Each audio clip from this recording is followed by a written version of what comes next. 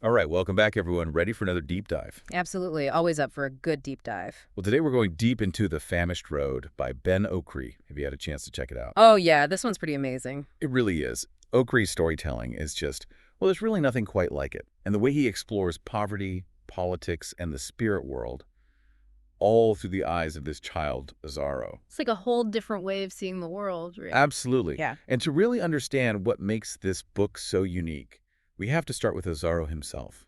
He's an Abiku, which is a spirit child in Yoruba spirituality. Yeah, and that's not just some fantastical element. It's deeply rooted in the culture. It shapes everything about Azara's life. So for those who aren't familiar, what does it actually mean to be an Abiku? Well, it's this belief that a spirit child is born, dies, and then is reborn to the same parents over and over again, caught between worlds. Whoa, that's heavy. Like, imagine the internal struggle that Azaro must feel. Exactly. Belonging to neither the spirit world nor the human world fully. There's this one line that always sticks with me. Azaro says, "To be born is to come into the world weighed down with strange gifts of the soul, with enigmas and an inextinguishable sense of exile." Wow. It's like carrying this invisible burden. Right. And yet, he chooses to stay in the human world. Oh, that's one of the most powerful parts of the book for me. Like, he could go back to the spirit world, but he doesn't. He says he wants to make happy the bruised face of the woman who would become my mother. So much love and empathy in just those few words. Yeah.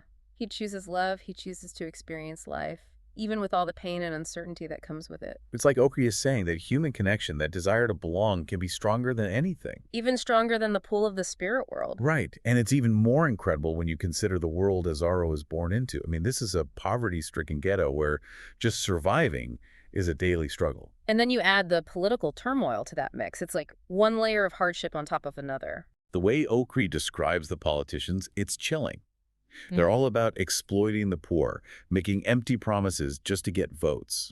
That part about the poisoned milk, I mean, how messed up is that? Distributing contaminated milk just to win an election? It just shows how little they actually care about the people they're supposed to be representing. It's a violation of trust on such a fundamental level. It's like even the basic necessities of life are weaponized. And Azaro witnesses all of this firsthand. He sees his father, Dad, struggling to find work, the constant burden of debt. It's heartbreaking. Yeah, and his mother's health deteriorates as the pressure mounts. It's like the poverty itself is slowly crushing them. Okri paints such a vivid picture of their daily struggle. You can almost feel it. But even amidst all that darkness, there are these glimpses of hope, like the market women that Azaro observes. Oh, they're amazing. They have this collective strength, a sense of community that helps them get through the toughest times. It's like they embody the spirit of resilience, finding joy and connection in the face of adversity. Which is something we see throughout the novel. No matter how hard things get, the human spirit finds a way to endure. And that's what really gets to you, isn't it? That even when it seems like everything's stacked against them, there's still this spark of hope. Absolutely. It's a powerful reminder that even in the darkest of places, humanity finds a way to shine through. For sure. And speaking of darkness, we can't forget about the other side of this story, the spirit world that's constantly present in Azaro's life. It's not some separate realm.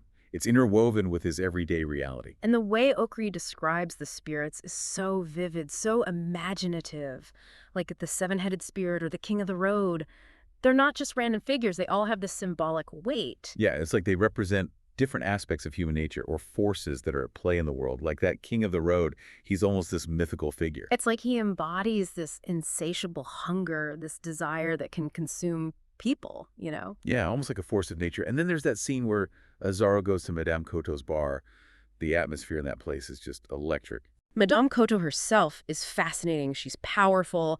She's got that fetish that adds this whole layer of mystery. It's like she walks the line between the human and the spirit world, and you never quite know what she's capable of. She represents that duality, right?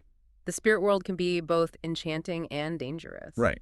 And then there's Azaro's actual journey into the spirit world. That's a whole other level of mind-blowing. It's more than just an adventure, though. It's a deep dive into the nature of reality itself. Time, perception, the human condition. it all gets turned upside down. It makes you question what's real and what's not, and Azaro comes out of it with this deeper understanding of both worlds. Well, like Okri is saying, hey, there's more to existence than what we can see and touch. There are these unseen forces shaping our lives in ways we might not even realize. It adds this whole other dimension to the story, and it makes you think about your own perception of reality, doesn't it? Definitely. Okri really challenges us to think outside the box. And, one character who really goes through a journey in this book is Azaro's father, Dad. He starts out just trying to survive, a laborer working whatever jobs he can find. Yeah, he's just trying to make ends meet for his family.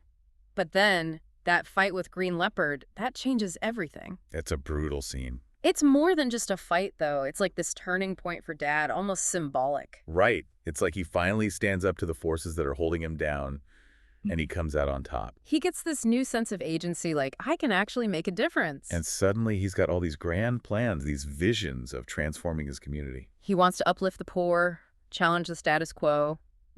That's pretty ambitious. But it also feels a bit like he's in over his head, Yeah, he's got the passion, the desire for change, but he doesn't always think things through. Like when he tries to organize all the beggars.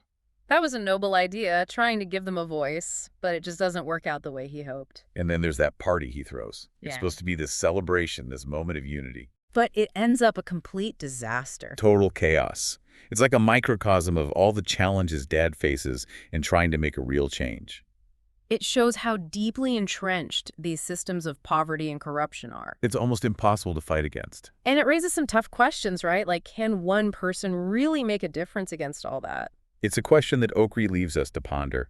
And speaking of challenging perceptions, we have to talk about those two recurring characters, the photographer and the blind old man. Oh, they're intriguing, aren't they? They're like these silent observers watching everything unfold. The photographer is always there, capturing these images of life in the ghetto, the everyday moments, the political rallies, the aftermath of the poisoned milk incident. He's documenting it all, preserving these moments in time. But it's not without risk. Remember how he becomes a target. Yeah, it's like Okri's saying that seeing too much, knowing too much can be dangerous. Especially when those in power want to control the narrative. Truth can be a threat. And then there's the blind old man. He's such a mystery. Blind, yet he seems to see more than anyone else. It's like he has this other kind of sight, an intuition, a spiritual awareness. He's connected to something deeper. And remember that scene where he accuses Azaro of breaking the window? So unsettling. It's like he's testing Azaro, challenging his perception of reality. The blind old man represents that ambiguity, that mystery that runs through the whole book. He reminds us that things aren't always what they seem. And sometimes the most profound insights come from those who see the world differently. Makes you wonder, how much do we really see? And how much is shaped by things we don't even understand? That's what makes this book so powerful. It stays with you long after you've finished reading it. Okri doesn't give you all the answers. He makes you think, makes you grapple with the big questions. He wants us to embrace that mystery, especially when we're talking about hardship, about the things we just can't explain. And what's so amazing is that it's all seen through the eyes of Azaro, this child. Right. He's innocent, but at the same time, he's incredibly perceptive. He sees the poverty, the political corruption, the spirits, it's all there. But he still manages to find moments of joy, of wonder. It's that childlike perspective that makes you, as the reader, re-examine your own view of the world. It's like you start to question things you might normally take for granted. Exactly. And it reminds you that even in the darkest of places, there's still room for hope, for innocence, for believing in something more.